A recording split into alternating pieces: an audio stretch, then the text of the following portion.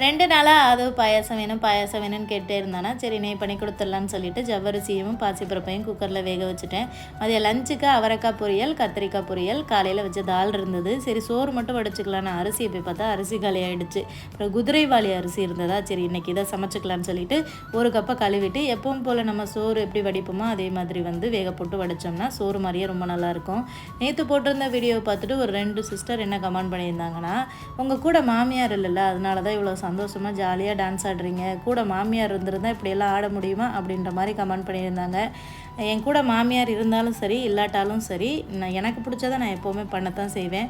அதுக்காக இந்த உலகத்தில் இருக்கிற எல்லா மாமியார்களையும் தப்புன்னு சொல்ல முடியாது. நல்ல மாமியார்களும் சப்போர்ட் பண்ணுற மாமியார்களும் இருக்கத்தான் செய்கிறாங்க.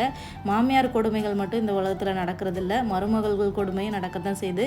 ஸோ 2 விஷயங்களுமே இந்த உலகத்தில் நடக்க தான் செய்யுது. மாமியார்கள் மட்டும் ரொம்ப கெட்டவங்க அப்படின்னு சித்தரிக்கிறத முதல்ல நிப்பாட்டுங்க.